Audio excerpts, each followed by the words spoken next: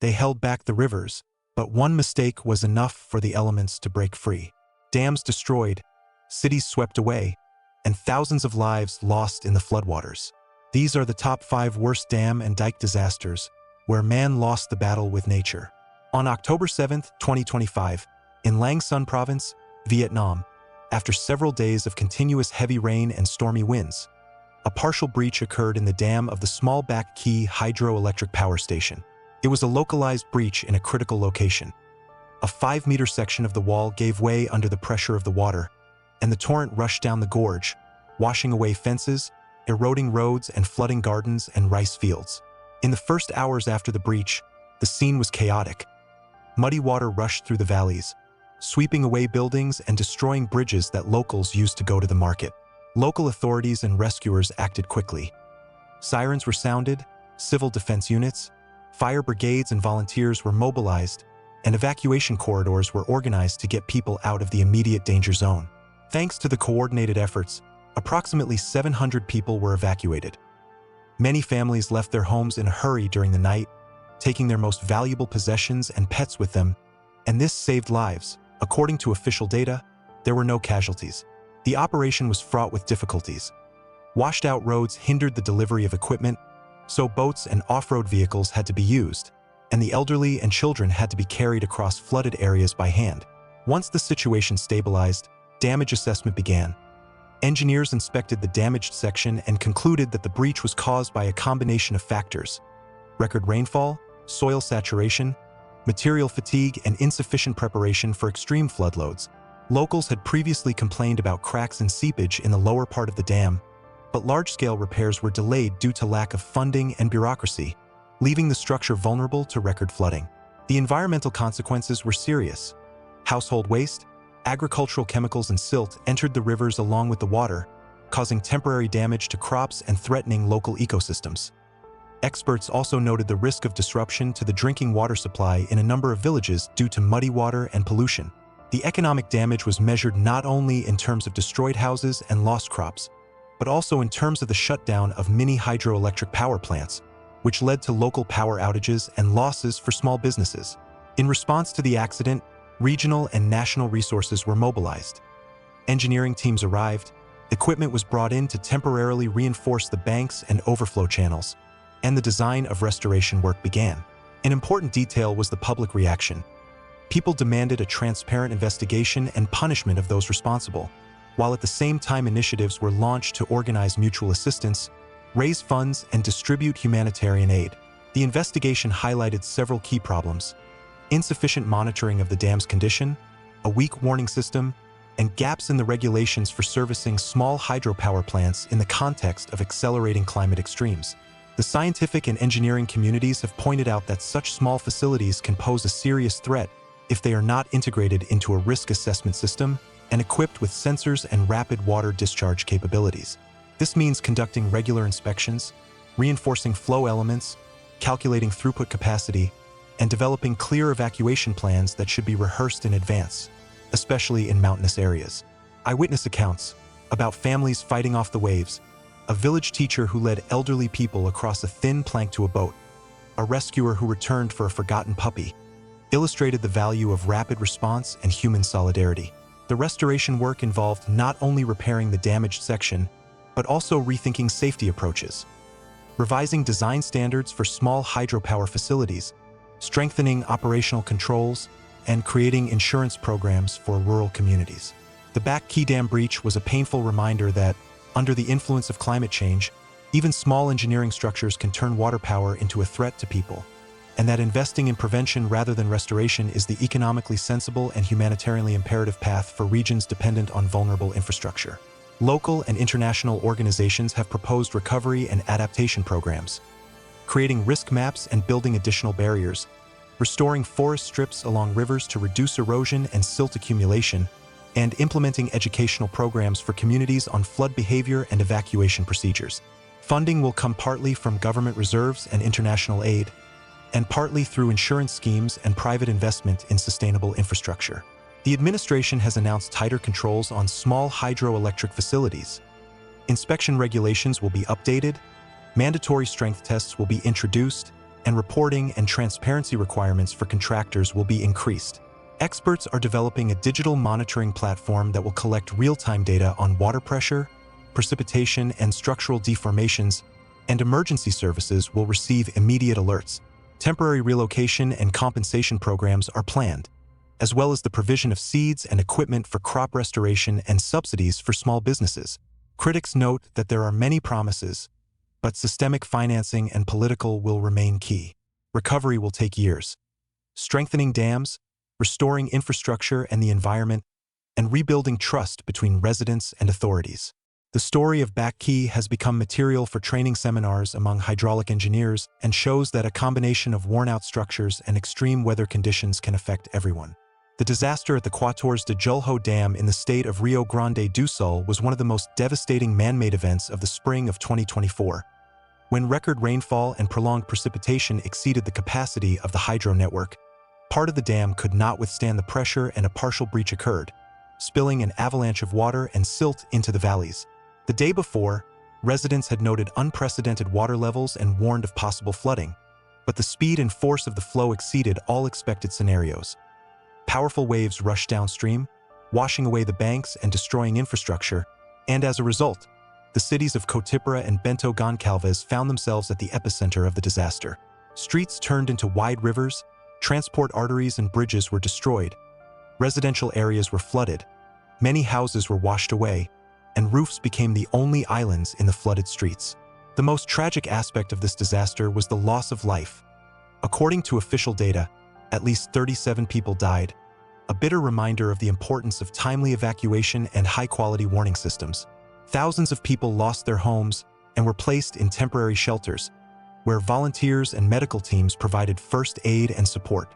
The first hours after the breach were marked by chaos and panic. Emergency services worked in conditions of disrupted communications. People had to be transported by boats and off-road vehicles. Many areas remained inaccessible due to destroyed roads and landslides, and rescuers were faced with the need to make quick decisions under time constraints. Hospitals were overflowing with victims, medical workers were providing assistance in field conditions, and health services were raising the alarm about the risk of infections due to contaminated water and destroyed sewage systems. The environmental damage was significant. Household and industrial waste, agricultural chemicals, and tons of sludge were washed into rivers and soil, damaging crops and threatening local flora and fauna. And restoring normal water quality and soil fertility would require a long-term effort. The economic losses were estimated to be substantial. Destroyed crops, livestock, ruined farms, and suspended factory and business operations deprived thousands of people of their livelihoods. Small businesses and rural communities were particularly hard hit, for whom recovery meant years of hard work and external assistance. Regional and federal forces were immediately mobilized in response to the disaster. Engineering units arrived, heavy equipment was brought in to clear debris and reinforce eroded sections of the coastline, and work began on providing temporary protection for vulnerable areas and organizing a steady flow of humanitarian aid. Local community organizations and international donors joined forces to deliver essential supplies, set up feeding stations and temporary accommodation, while volunteers took on the task of collecting and distributing resources. An investigation into the causes of the collapse revealed a combination of factors: unusually heavy rainfall, outdated dam structures, inadequate maintenance and monitoring, and miscalculations in risk assessment during the design and operation of the hydroelectric facility. Previous complaints from local residents about cracks and water seepage at the bottom of the dam, as well as observations of increased moisture in the foundation, were warning signs that were not fully taken into account due to bureaucratic delays and limited funding for preventive repairs. The public outcry was enormous. Relatives of the dead and displaced demanded a transparent investigation and punishment of those responsible, as well as compensation and swift measures to restore housing and infrastructure. At the same time, discussions flared up about the need for reforms in the standardization of small and medium-sized hydroelectric facilities, the introduction of modern monitoring and automatic control systems for water levels and pressure, the creation of early warning systems for downstream settlements, and the financing of preventive maintenance programs. Engineers proposed specific measures: strengthening the reinforcement of problematic sections, reconstructing overflow channels, increasing throughput capacity, and creating emergency diversions, as well as integrating digital sensors and platforms that transmit data in real time to control centers, where specialists could respond more quickly to critical changes. The social aspect proved to be no less important. Restoring trust between residents and authorities required not only technical solutions, but also transparent communications, direct dialogue, and community participation in planning adaptation measures. Temporary shelters became centers for coordinating aid in places where people exchanged information and supported each other, while stories of rescue and heroism by volunteers and rescuers became a clear example of how solidarity can mitigate the effects of even the most severe disasters. The recovery plan provided for a phased program: priority restoration of access to clean water and electricity, repair of roads and bridges, restoration of housing and infrastructure, followed by long-term projects to rehabilitate river valleys and agricultural landscapes, as well as an economic support program for affected families and small businesses. The authorities announced a review of safety standards, mandatory inspections of all small hydropower plants, and the creation of an emergency fund to cover the costs of immediate reinforcement and evacuation work. Despite these promises, many experts warned that without a systemic overhaul of the approach to water management and without significant investment in prevention, similar disasters could recur, especially against the backdrop of increasing climate extremes. The disaster at the 14 de Julho Dam was not only a tragedy for the affected communities, but also a lesson for the entire country and the international community. The combination of aging infrastructure and powerful climate challenges requires a rethinking of priorities and investment in sustainability, because prevention and competent planning are always more economically and humanely beneficial than dealing with the consequences. On April 5, 2024, one of the largest man-made disasters in modern Russian history occurred in the city of Orsk. The dam holding back the waters of the Ural River burst. This happened early in the morning, when the water level rose to a critical point after rapid snowmelt, and the worn-out structures could not withstand the enormous pressure. The flow broke through the protective embankment and rushed towards the city, sweeping away everything in its path. The powerful wave reached several meters in height, engulfing residential areas, industrial zones, and roads. In a matter of minutes, the water flooded hundreds of streets, turning the city into a huge lake. People sought refuge by climbing onto roofs, ascending to attics, clinging to trees and handy objects. Some areas were completely cut off from the mainland and could only be reached by boat or helicopter. Rescue services began working in extreme conditions. Communications were disrupted, roads were destroyed, electricity was cut off, and the weather prevented the use of light aircraft. Despite this, evacuation points were set up within the first few hours, and rescuers began to transport people to safe areas. According to official data, more than 15 people died, but eyewitnesses claimed that the actual number could be higher, as some residents were trapped in flooded houses and did not have time to escape. More than 10,000 homes were affected by the disaster, and thousands of families lost their homes and possessions. The scale of the destruction was enormous. Schools, hospitals, shops, and power lines were flooded, and the water even reached the upper floors of some buildings. The city remained partially underwater for several days, and only after the water level dropped did the extent of the damage become clear. Economic losses were estimated at billions of rubles. Infrastructure was destroyed, roads were washed away, and water supply and sewage systems were out of order. Experts cited a combination of factors as the main cause of the disaster: heavy snowmelt, which sharply increased the flow of water into the river, wear and tear on the dam built decades ago, and errors in reservoir management. According to the investigation, at the critical moment, water was not released in a timely manner, which led to increased pressure on the dam. In addition, microcracks were found in the structure, which had been reported earlier, but repair work was never carried out. The city was not prepared for a disaster of this magnitude. The warning system was delayed, and many residents only learned of the breach when the water was already approaching their homes. People filmed what was happening on their phones, trying to figure out what to do, and shared the videos on social media, which instantly spread across the country. By the evening of the same day, a convoy of emergency services, military engineers, divers, and volunteers from neighboring regions had arrived in Orsk. Temporary accommodation centers were set up, kitchens, field hospitals, and humanitarian aid warehouses were deployed. The authorities declared a state of emergency, and the president expressed his condolences to the families of the victims and ordered a thorough investigation. Journalists and social activists began to raise the question of responsibility. Why was a hydraulic structure, on whose safety millions of rubles had been spent, in such a dangerous condition? The investigation revealed systemic problems: a lack of proper control over the condition of the dam, a formal approach to inspections, and bureaucratic red tape in the allocation of funds for repairs. Local residents said that several weeks before the tragedy, they had noticed water seeping through the concrete and even contacted the administration, but received only vague promises. After the breach, a second wave of outrage followed.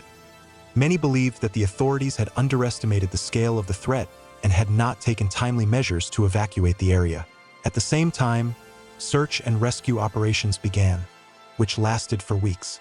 Divers surveyed the flooded areas, retrieved cars and bodies of the dead, and specialists assessed the condition of the structures to prevent new breaches. One of the consequences of the disaster was an environmental problem. The floodwaters washed away pollution, oil products, rubbish and sewage, which spread across the lowlands and threatened the soil and groundwater. After the water receded, massive efforts began to disinfect and clean up the area, pump out water and restore power. The restoration of the city became a national endeavor. Thousands of people worked without days off. Volunteers from all over the country helped the victims, and charitable foundations raised funds to rebuild homes and support families. At the same time, public distrust of official reports grew. Many believed that the true causes of the disaster were being hushed up to conceal negligence and corruption. Engineers involved in analyzing the consequences emphasized that such structures require constant monitoring and regular reconstruction, especially in the context of a changing climate and increasing seasonal rainfall. They pointed out that hydraulic structures age, which means that the risk of destruction increases every year if preventive maintenance is replaced by formal inspections. The dam breach in Orsk became a symbol of the vulnerability of old infrastructure and a bitter reminder that negligence can cost dozens of lives. This event forced a rethink of the approach to the safety of such facilities throughout the country. Urgent inspections of all dams, dikes, and reservoirs began, and control and reporting requirements were tightened. However, for the residents of Orsk, these measures came too late. They lost their homes, memories, loved ones, and faith in the protection that nature itself was supposed to provide, but which the man-made wall failed to deliver. On June 6, 2023, Ukraine faced one of the most severe man-made disasters in its modern history: the destruction of the Kakhovka hydroelectric power plant on the Dnieper River, an event that instantly changed the lives of millions of people and radically transformed the landscape of the lower reaches of the river. The dam, which had long served as a source of energy, water regulation, and irrigation support for the region, suddenly ceased to function. Huge masses of water broke through the structure and rushed down the riverbed, forming a destructive wave that swept away bridges, roads, houses, and farm buildings in a matter of hours. People woke up in the middle of the night to the roaring noise, looked out of their windows, and saw their familiar streets turning into raging torrents. Many managed to grab only the bare essentials, while others were trapped, climbing onto roofs and trees to wait for help. The scale of the destruction was enormous. Dozens of settlements were flooded, hundreds of thousands of people were left homeless, thousands of hectares of agricultural land were underwater or covered with silt, and farm buildings and crops were destroyed. The flood resulted in human casualties and numerous injuries. The consequences for public health were exacerbated by the destruction of water supply and sanitation systems, the spread of contaminated water, and the threat of infection. Rescue services, volunteers, and the military worked around the clock to evacuate people and animals and set up temporary shelters and field hospitals, but resources were limited given the scale of the disaster. Many areas were inaccessible due to strong currents and debris, and in some areas it was necessary to work manually, putting rescuers at risk. The environmental consequences were catastrophic. Millions of cubic meters of water bursting from the reservoir washed away fertile soil, eroded floodplain forests, destroyed fish and bird habitats, and carried tons of silt, domestic and industrial waste, and agrochemicals into the lowlands. The result was mass fish kills, a decline in waterfowl populations, and long-lasting changes in the aquatic ecosystem, the consequences of which scientists have been assessing for years. The irrigation system that supplied vast areas of agricultural land was disrupted. Canals dried up or became filled with sediment, farmers lost crops and harvests. Many farms were on the verge of bankruptcy, and the restoration of agricultural infrastructure required significant financial investment and time. The economic damage included not only direct destruction, ruined houses, industrial facilities, and transport arteries, but also long-term losses: reduced crop yields, job losses, falling incomes in farming communities, and the need for large-scale restoration of engineering systems. The disaster was accompanied by political and public resonance. The causes of the destruction, issues of responsibility and emergency preparedness were discussed. Theories about technical defects, operational errors, and external influences were put forward, and existing monitoring and warning systems were criticized. In the first days after the tragedy, efforts were focused on rescuing people and minimizing the humanitarian consequences. Temporary accommodation centers were set up, drinking water, food and medicines were delivered, and volunteers and international organizations joined in to deliver aid and restore basic services. As the water receded, specialists were faced with the tasks of assessing the damage, cleaning up the areas and planning restoration work.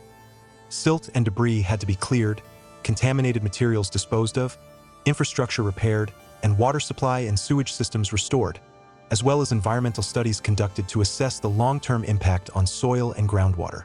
Ecologists and hydrologists warned of the risk of long-term ecosystem transformations. Changes in water flows, degradation of floodplain landscapes, and possible soil salinization could render some areas unsuitable for previous land uses without costly rehabilitation measures. At the same time, legal and administrative procedures were launched. Investigations began to establish the causes of the destruction, analyze projects and operational documentation, and check the state of technical maintenance and the availability of early warning tools. The public demanded transparency and accountability, and those affected sought compensation and support. In response to the disaster, recovery and adaptation programs were initiated. The development of projects for the reconstruction of the dam and related structures, taking into account new safety standards, the creation of real-time monitoring systems, the introduction of modern flood forecasting methods and evacuation plans for vulnerable settlements. The social component of the recovery was also important. In addition to repairing buildings and infrastructure, it was necessary to rebuild people's lives, provide psychological assistance, revive the local economy, and support vulnerable groups of the population. International organizations offered assistance and expertise in environmental, construction, and humanitarian support issues, while civil initiatives and foundations raised funds and organized local aid programs. The disaster at the Kakhovka hydroelectric power station was a painful lesson in the fragility of engineering infrastructure in the face of natural and man-made challenges, reminding us of the need to invest in prevention, monitoring, and preparedness for extreme situations. The consequences of this tragedy will be felt for years to come.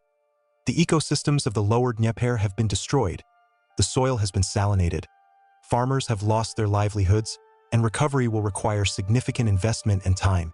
On August 6, 2024, in southern Sudan, near the port of Sudan, one of the most devastating water accidents in the region occurred. The Arbit Dam, which held water for irrigation and local infrastructure, could not withstand the pressure after prolonged and intense rainfall, and its collapse turned the nearby valleys into raging torrents, sweeping away everything in their path.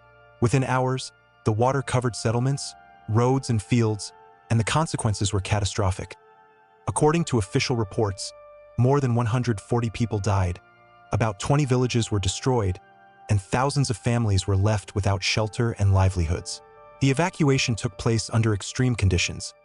Destroyed bridges and washed-out roads prevented the rapid delivery of aid, so rescue teams used boats, harbor boats, and sometimes helicopters to transport people from the islands where they were stranded after the water receded. Medical centers and temporary shelters were set up by volunteers and humanitarian organizations. The injured were taken to field hospitals, and psychological support was provided to those affected. But the humanitarian mission faced serious logistical challenges. Many areas remained cut off, food and clean water supplies were running out fast, and the sanitation situation was getting worse because of contaminated water sources and broken sewage systems. The environmental consequences were no less dramatic. The floodwaters washed away fertile topsoil, destroyed crops and pastures, and carried away domestic and industrial waste, as well as containers of building materials and fertilizers, leading to long-term pollution and threats to the health of residents and the natural environment. The habitats of many animals disappeared, and bird and fish populations suffered a sharp decline, which scientists estimated would result in a loss of biodiversity for years to come. The socio-economic consequences included the ruin of small farms, falling incomes and job losses. Trade and supply in the affected areas almost came to a standstill. Local leaders and residents demanded an immediate and transparent investigation into the causes of the collapse. Complaints emerged about underfunding and inadequate supervision of the condition of hydraulic structures, reports of cracks and leaks that had previously been ignored, and poor coordination between municipal and national agencies. The exposure of these problems sparked a wave of public outrage and demands for the resignation of responsible officials, as well as calls for international assistance to rebuild the infrastructure.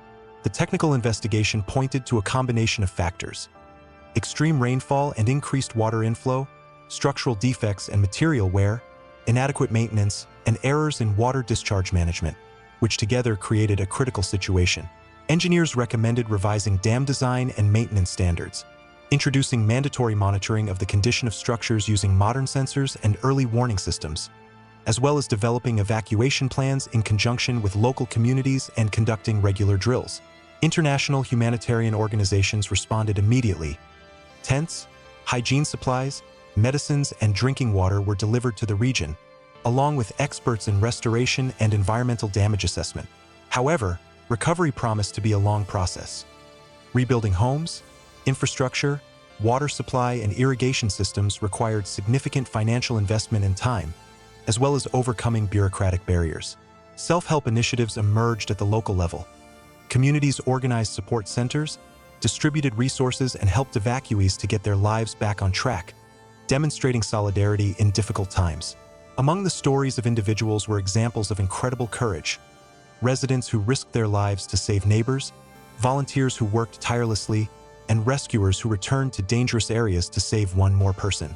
Political discussions after the disaster focused on the need to invest in sustainable infrastructure and adaptation to climate change, which is making such extreme rainfall more frequent.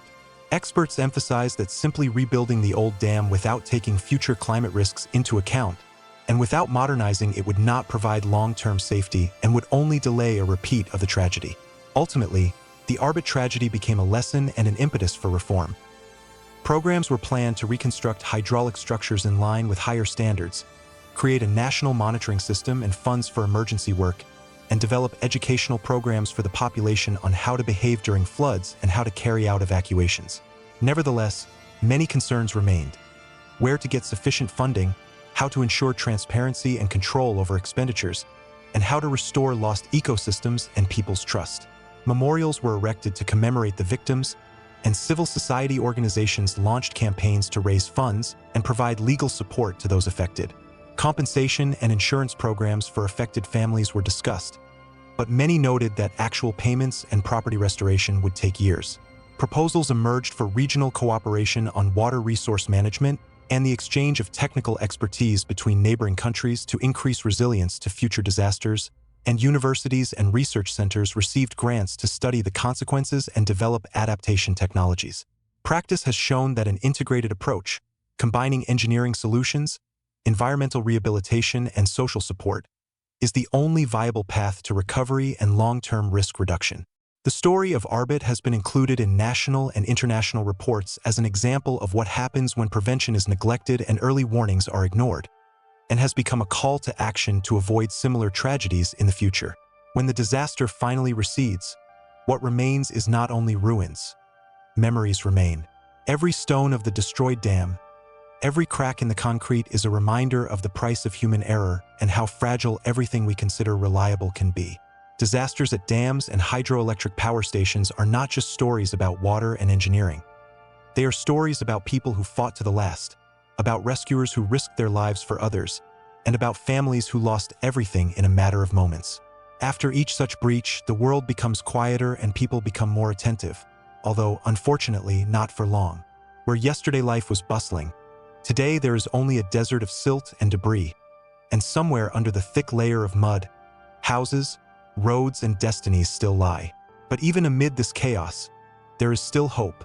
Hope for recovery, for new technologies, for mistakes not to be repeated. Engineers are building new protection systems. Environmentalists are trying to restore nature's balance, and eyewitnesses to these events are sharing their stories so that humanity will never forget the price of carelessness. Water is the greatest force on the planet, and humans are still learning to coexist with it. Every destroyed concrete giant is a reminder that no technology can completely conquer the elements. We can only respect its power and be prepared for its return. May the memory of dam tragedies serve not only as a warning, but also as a lesson. After all, if the past teaches us nothing, it is bound to repeat itself. And then the wave will rise again, sweeping away everything that man thought was eternal. Therefore, it is important to remember that the power of water lies not in destruction, but in reminding us how dependent we are on nature and how we must be ready to listen to it. These were the 5 most terrible disasters at dams and dikes. Stories that showed that the elements do not forgive carelessness.